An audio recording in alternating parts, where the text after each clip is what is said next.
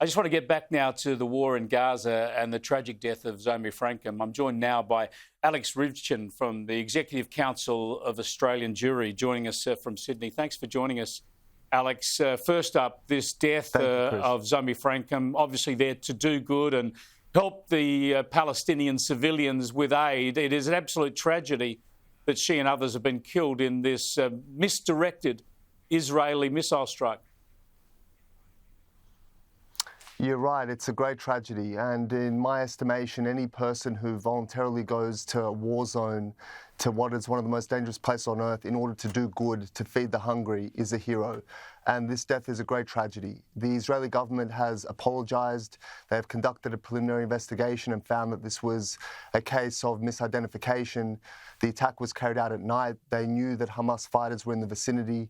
But it's a tragedy nonetheless, and it shouldn't have happened. We agree with the Australian government's call for an independent and thorough investigation to determine exactly how this happened and ensure it doesn't happen again.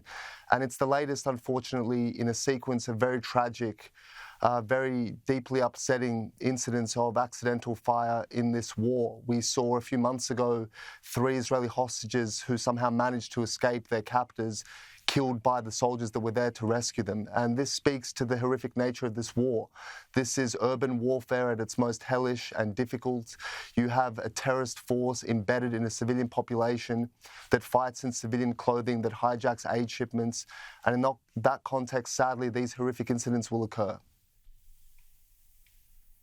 Yeah, there is a double standard, a horrific double standard that's applied here. Early in the war, of course, a misfire from Islamic Jihad killed more than a dozen Palestinians. There are attempts to blame that on Israel.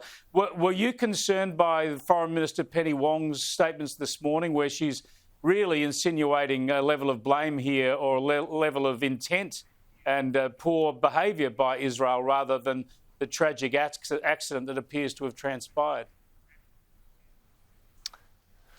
Look, on some level, I understand where the Foreign Minister is coming from, and we share the sense of anger and despair that this incident occurred, that good people died in such circumstances. It shouldn't have happened. But at the same time, we expect a degree of understanding from Australia, from our government, towards a key ally.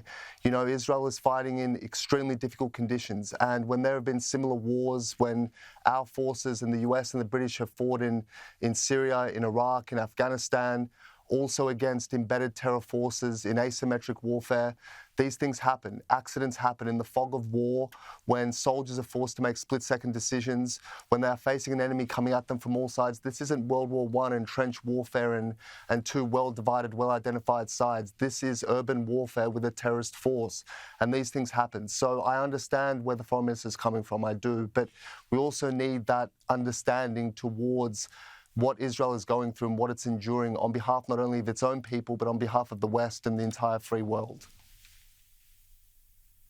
Yeah, also, look, we need the war to end. We want the war to end. We don't want any more lives lost, least of all innocent lives. But we keep hearing these calls on Israel to stop firing. Where are the calls for Hamas to surrender the hostages and lay down its arms?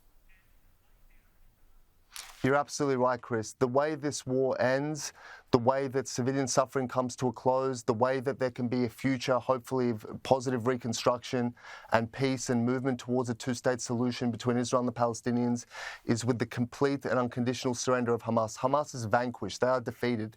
They can't win this war. And every day that they prolong it, every day that they keep 135 Israelis hostage in the most hellish, deplorable circumstances imaginable, imposing torture not only on them but their families and the entire Jewish nation. The longer that they keep this war going, aid workers will die, civilians will suffer. So the world needs to be unified and clear in its messaging, not to pour more hatred and criticism on Israel that is a democratic state fighting against a terrorist foe, but it needs to send a clear message to Hamas. Surrender now, lay down your arms, release the hostages, and this war ends. That is the only way this can be brought to a close. Rvychin, thanks so much for joining us.